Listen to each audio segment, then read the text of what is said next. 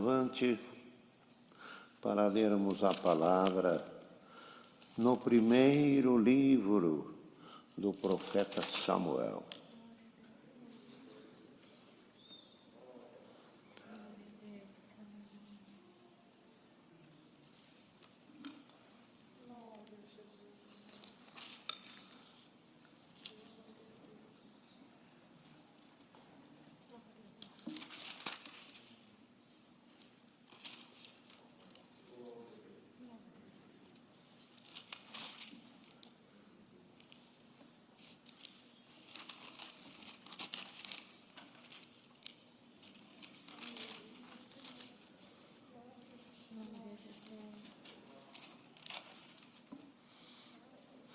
Irmãos, vamos ler, com a ajuda de Deus, 1 Samuel, no capítulo 7.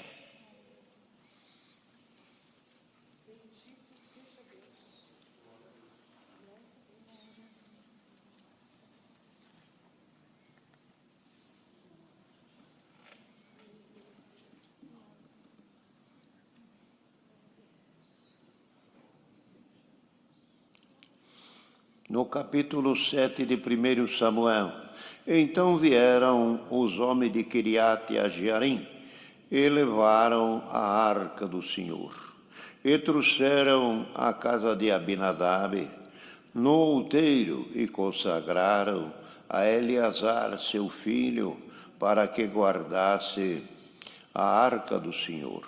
E sucedeu que, desde aquele dia, a arca ficou em Quiriate Jearim, tantos dias se passaram que chegaram até 20 anos.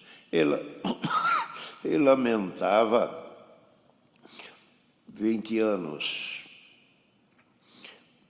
Perdão, em contraparte aqui.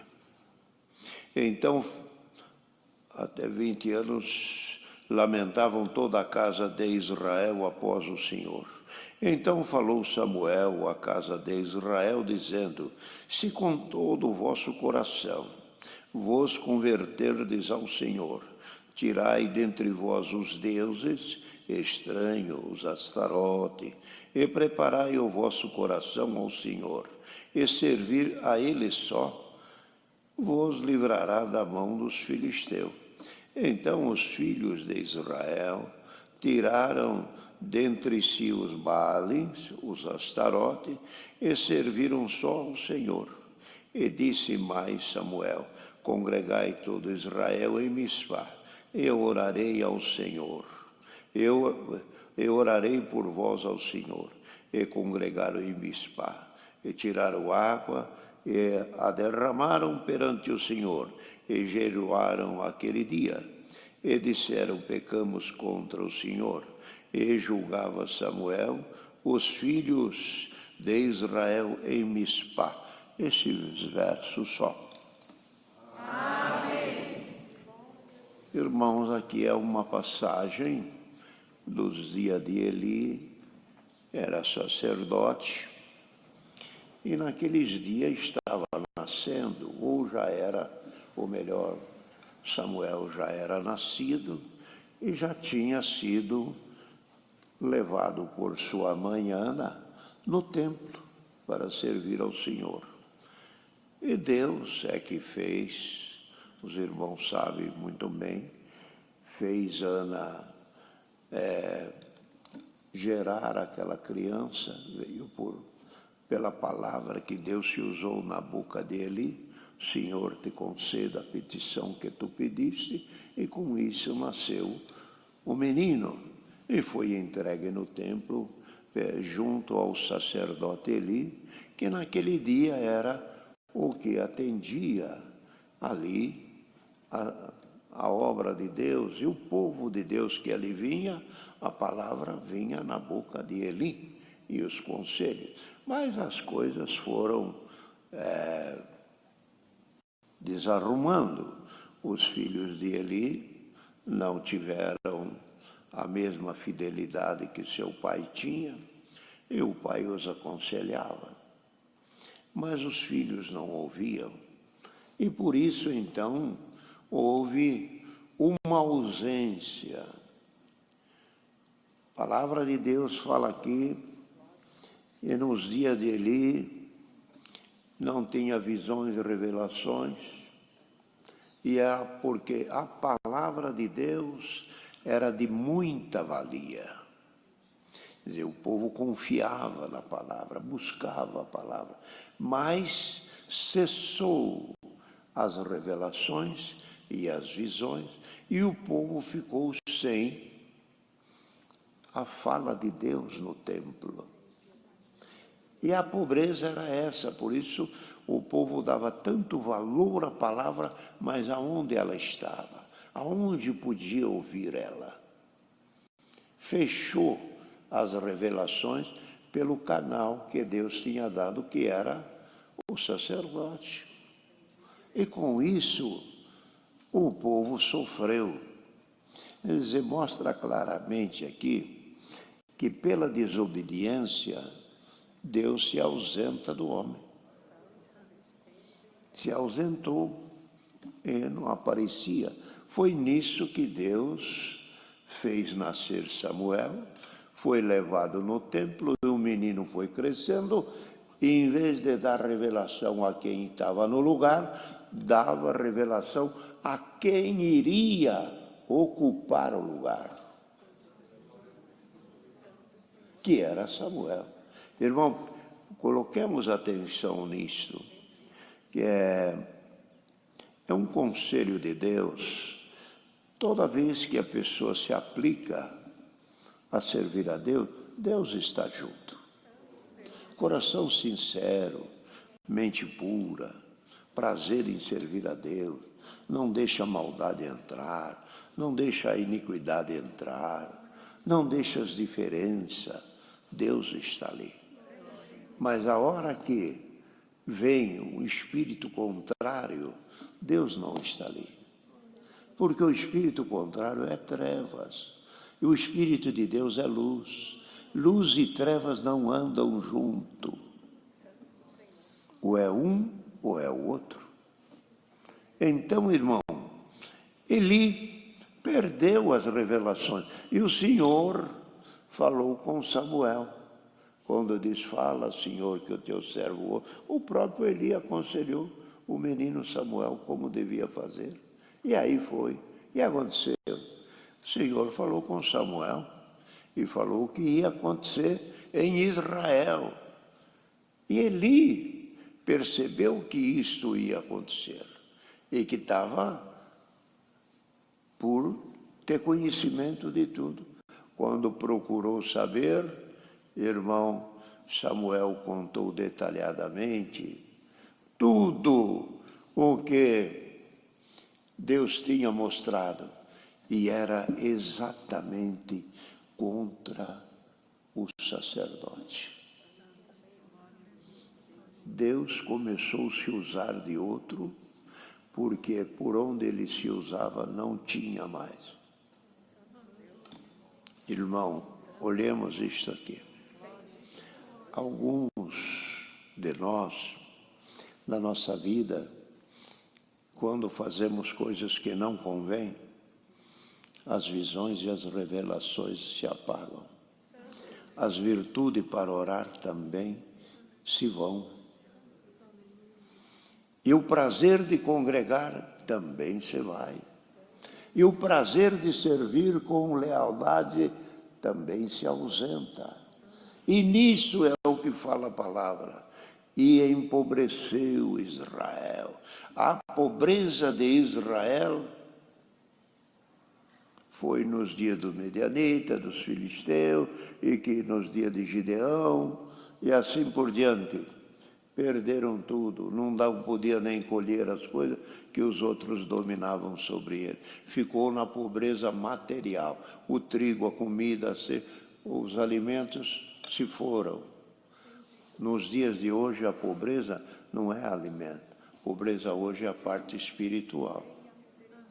A pessoa já não discerne o que é mal, o que é bom. Tanto faz ser como não ser. Tanto faz ter como não ter. A pobreza espiritual. Cadê o fervor? Cadê a alegria? Cadê o prazer?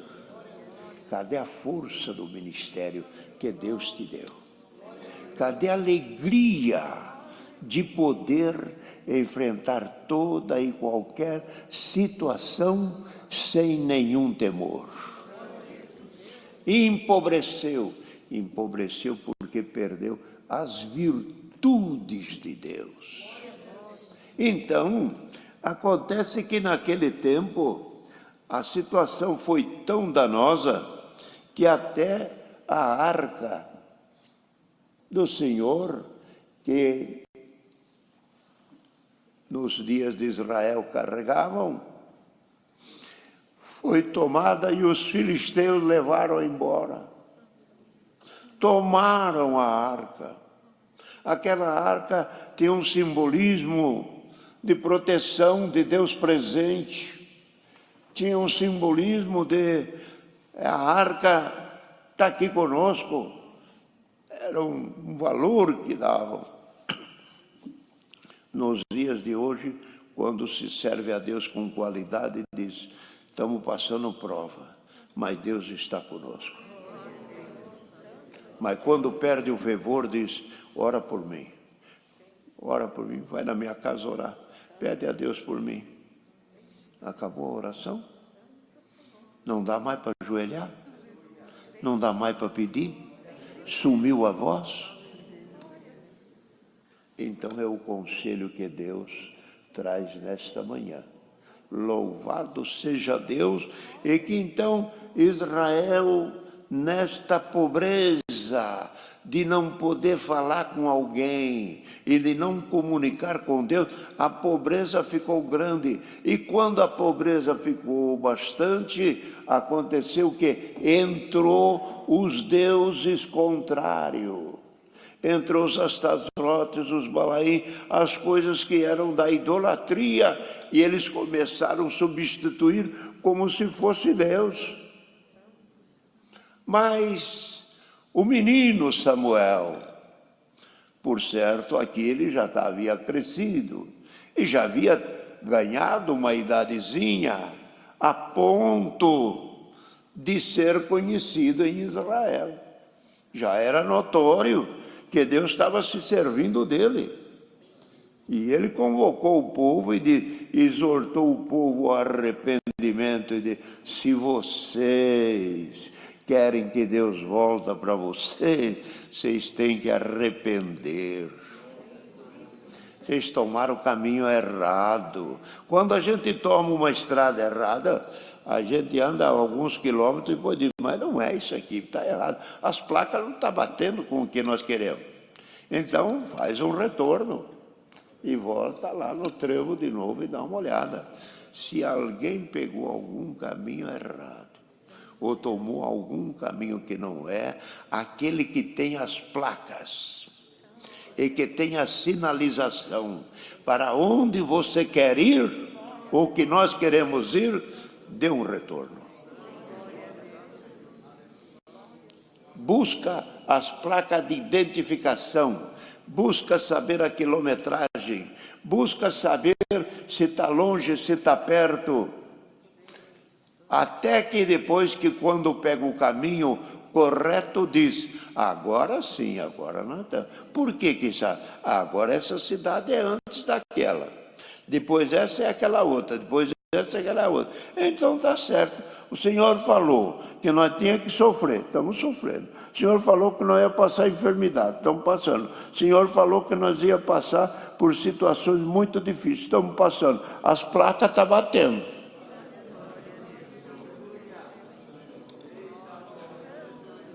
Olha o conselho.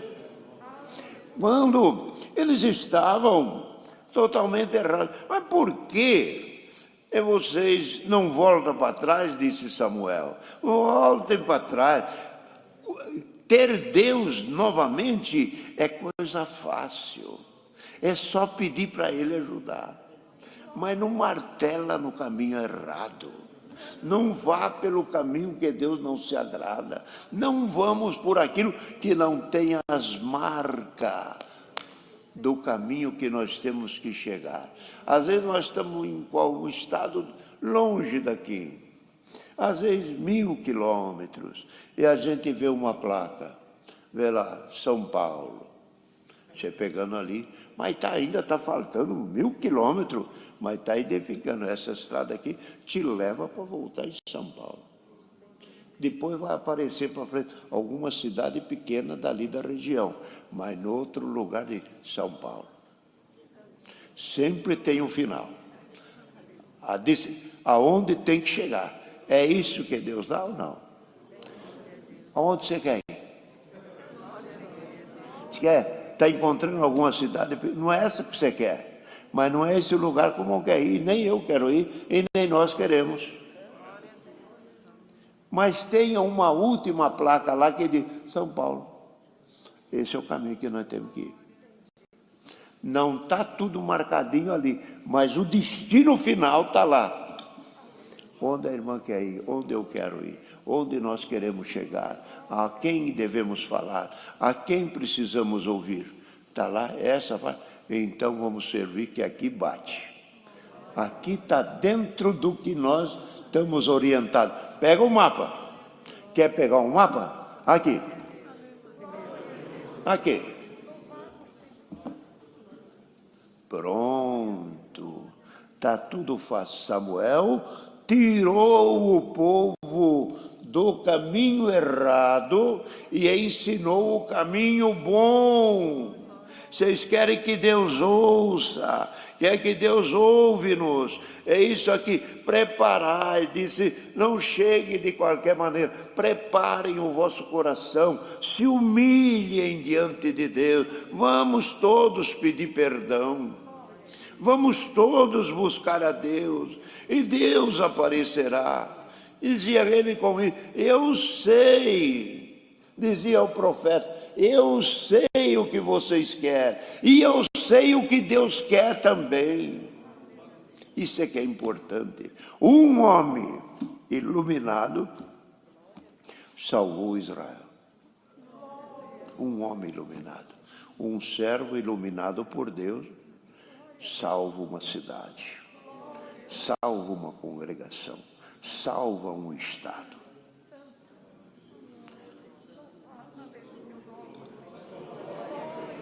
A consagração de algum e a busca permanente de outros é o que Deus faz para ter a lâmpada acesa no meio do povo.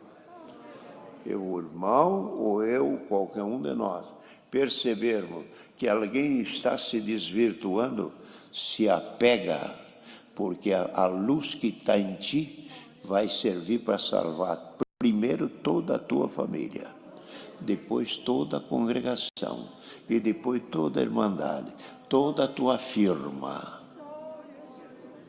será abençoada por Deus, porque a luz, se nós hoje de coração buscarmos a Deus, a luz clareará na nossa vida. Aqui, irmão, nós não precisamos de falar que é Deus que está falando. Aqui é a palavra de Deus. Entendeu? Aqui é a palavra de Deus.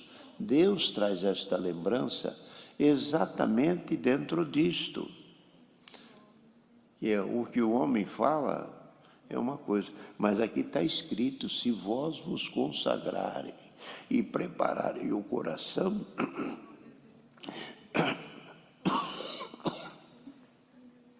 com licença, e prepararem os vossos corações e servir a Ele só.